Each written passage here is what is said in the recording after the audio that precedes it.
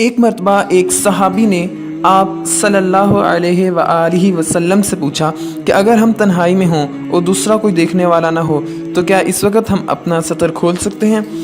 تو آپ صلی اللہ علیہ وآلہ وسلم نے فرمایا کہ اگر اس وقت کوئی انسان نہیں دیکھ رہا تو اللہ تو دیکھ رہا ہے، اور اس سے تو حیا کرنا چاہیے۔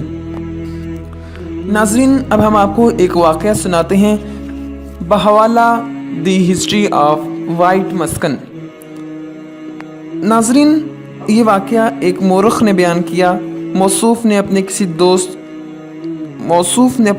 کسی دوسرے موضوع میں اس واقعے کو بیان کیا۔ وہ بتاتے ہیں کہ میرا مزاج تھا کہ میں اپنے گھر میں خاص طور پر اپنے ذاتی کمرے میں ننگا سوتا تھا، کیونکہ مجھے لباس اور زیادہ تنگ کپڑوں سے شدید نفرت تھی۔ عرصہ دراز تک میری یہی حالت رہی، حتیٰ کہ بعض اوقات میں اپنی بیوی سے بھی اسی طرح ملاقات کرتا۔ کچھ عرصہ بعد میں نے اپنے جنرل چیک اپ کے دوران رپورٹ میں محسوس کیا کہ مجھے حد درجہ تک اعصابی کمزوری ہو رہی ہے، دل کی دھڑکن تیز ہو گئی ہے، جسم میں حساسیت حد درجہ بڑھ گئی ہے، اور اعصابی نظام اتنا معطل ہوا کہ تھوڑا سا جھٹکا بھی مجھے ایک بہت بڑا طوفان محسوس ہونے لگا۔ اس کشمکش اور علاج میں کئی سال گزر گئے۔ اس دوران مجھے ایک معالج نے دوران گفتگو فرمایا کہ اگر کوئی شخص ننگا رہے تو اس کی ساتھ یہی مرض لاحق ہوگا۔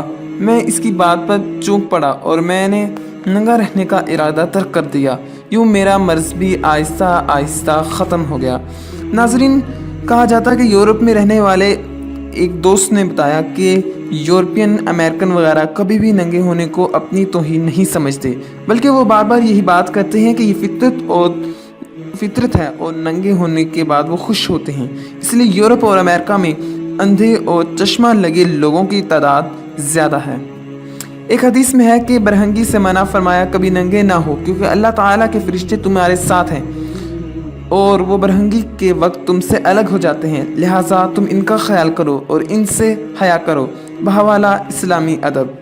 ناظرین، اگر آپ کو ہماری ویڈیوز پسند آتی ہیں تو ہمارا یوٹیوب چینل محسن ٹی وی لازمی سبسکرائب کر لیجئے، کیونکہ ہم یہاں پہ لاتے رہتے ہیں آپ کے لیے اسی طرح کی اچھی ویڈیوز۔ خدا حافظ۔